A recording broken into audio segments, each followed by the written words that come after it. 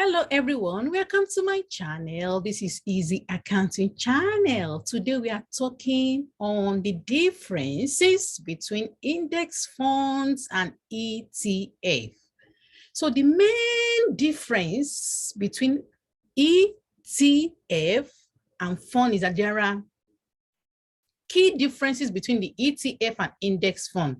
First, ETF can be traded more easily than traditional mutual funds, and they can be bought and sold on open markets like regular stock, whereas mutual funds are priced at the end of the day of the stock market. That is why they are considered to be more flexible and convenient than index fund. Also, it's possible to buy ETF in smaller amounts and less of hassle to buy compared to mutual funds. So the other big difference between ETF and index mutual fund is the cost. For index fund, there is no shareholder transaction cost. However, taxation and management fee tend to be much lower for ETF.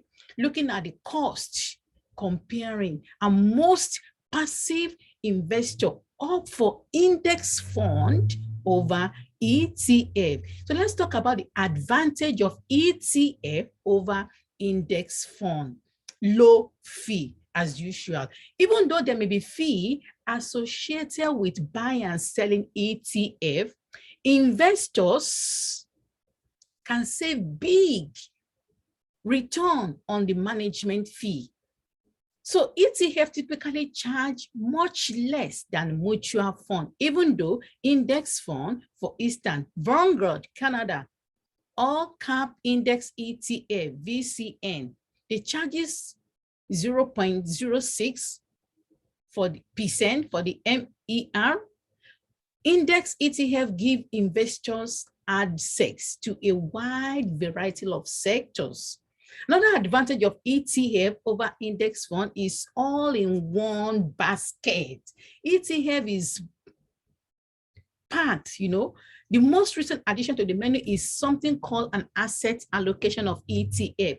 Think of this product as a balanced ETF where an investor can get all the stock in just one basket, like Vanguard, the iShare, the MBO, the Horizon, all offer this type of product with various assets mixed for conservative and for aggressive investors. Another advantage is greater flexibility to buy and sell. ETF are traded throughout the day in the stock market, just like stock. That means greater liquidity for investors who want to buy and sell their ETF in the market. Index mutual funds are settled at the end of the day at the net asset value of the share at the market close. So let's talk about the downside of ETF. ETF are not for every investor. They are for beginners, passive investors. Many brokers charge a fee of 9.99 to buy and sell ETF. So they are not ideal for beginner investor who want to make small contribution. For example, if you just set up $100 to your RRSP, you might be better off investing in index mutual fund. So some investor who favor dividend paying company might want to build their own portfolio of dividend paying stock and replicate an index to get the stock they want. Where to buy ETF? You will need to open a broker account to make trade in the markets. A new investor might not want to bother opening a discount account until they have a significant amount, say $25,000, because they are traded on an exchange market and charge a fee to buy and sell ETF. So the hybrid option is the difference between the ETF and the index fund and how to do DIY. So with a robot advisor like Wealthsimple, you can get a managed portfolio of index fund and ETF that is tailored to your risk portfolio and is automatically monitored and rebalance your portfolio. That is in Wealthsimple. Wealthsimple. And you simply pay a low management fee between 0.04 to 0.05%.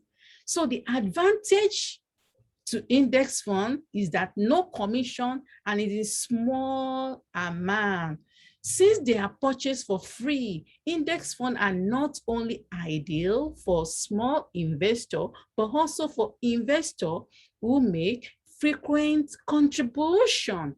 So the general rule is to invest in index mutual fund until you are comfortable to invest in ETF.